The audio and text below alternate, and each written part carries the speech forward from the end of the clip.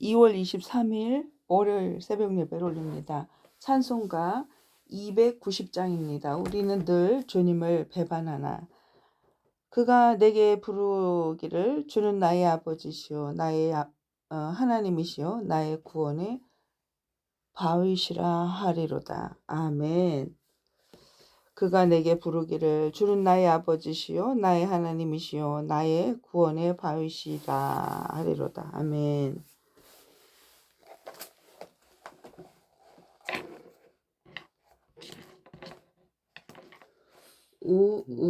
우리는 주님을 늘 배반하나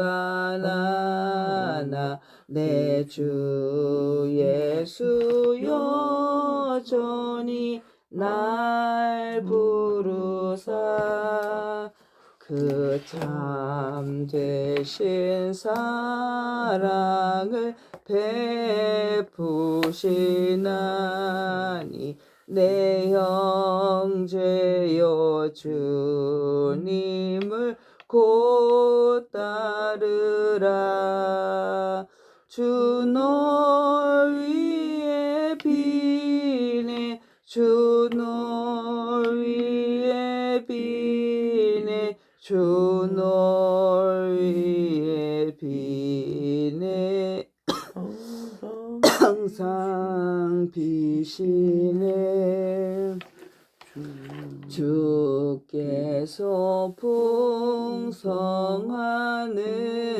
은혜를 내려 내 영혼이 나날이 복 받으니 주의 너희도 구주로 섬겨 곧 따르면 풍성한 복 받겠네. 널 위해 비네 주 널 위해 비네 주 널 위해 비네 항상 비시네. 무거운 짐지고 간주.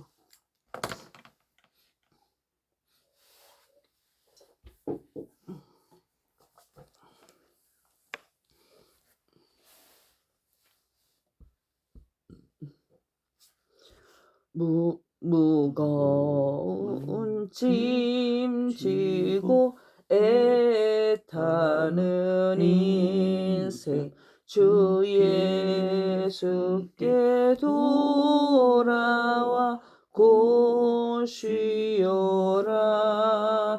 내 주 예수 너희를 돌보실 때에 참 복락과 은혜가 넘치겠네. 주 널 위해 비네 주 널 위해 비네 주 널 위해 비네 항상 비시네. 아멘. 아멘. 오늘은 호세아 11장이고 11장 8절입니다. 에브라임이 스스로 탄식함을 내가 분명히 들었노니 주께서 나를 징벌하심에 멍에에 익숙하지 못한 송아지 같은 내가 징벌을 받았나이다. 주는 나의 하나님 여호와이시니 나를 이끌어 돌이키소서. 그리하시면 내가 돌아오겠나이다. 성경에는 하나님의 사랑이 얼마나 깊은지 보여주는 장면들이 많이 있습니다. 그 중에서도 호세아 11장은 하나님의 마음을 가장 강하게 보여주는 말씀입니다.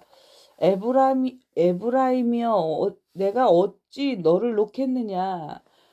내가 어찌 너를 아드마같이 두며 너를 수보임같이 두겠느냐. 내 마음이 내 속에 돌이키어 나의 긍휼이 온전히 불붙듯 하도다. 여기서 아드마와 스보임은 소돔과 고모라와 함께 완전히 멸망한 도시입니다. 흔적도 없이 사라진 도시지요. 하나님은 지금 이렇게 말씀하시는 겁니다. 너는 심판을 받아야 마땅하다. 너는 멸망당해도 할 말이 없다. 그러나 내가 너를 그렇게 할 수는 없다. 이것이 하나님의 마음이라는 겁니다. 하나님은 심판 중에도 사랑하시는 하나님이십니다. 하나님은 이스라엘은 하나님을 떠났습니다. 우상을 섬겼고 하나님을 배신했어요. 그래서 하나님은 아수르를 통해서 그를 심판하십니다. 이스라엘은 결국 아수르에게 끌려갔습니다.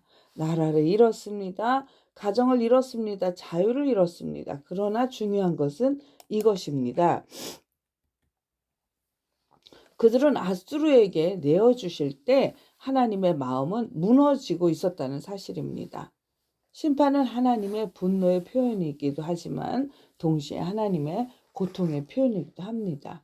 우리가 이것을 볼 때 하나님을 떠나는 것이 죄라는 겁니다. 그리고 하나님을 떠났을 때 참 이렇게 아수르에게 포로가 되는 그러한 대가가 있다는 거죠. 죄에 대해서는 반드시 대가가 있는데 하나님을 섬기지 않는 거가 죄다. 하나님은 기계처럼 심판하시는 분이 아니고 눈물을 흘리며 심판하시는 아버지라는 사실을 오늘도 또 깨닫게 됩니다. 사람의 사랑은 조건적이죠. 배신하면 끝입니다. 실망하면 돌아섭니다. 상처받으면 포기합니다. 그러나 하나님의 사랑은 다릅니다. 예레미야 31장 20절 한번 찾아보겠습니다. 예레미야 30장 21절이면 1156페이지. 1156페이지, 1157페이지. 그런데 오른쪽에 1101페이지 그러네요. 제 페이지로는 1101페이지 31장입니다. 31장 20절.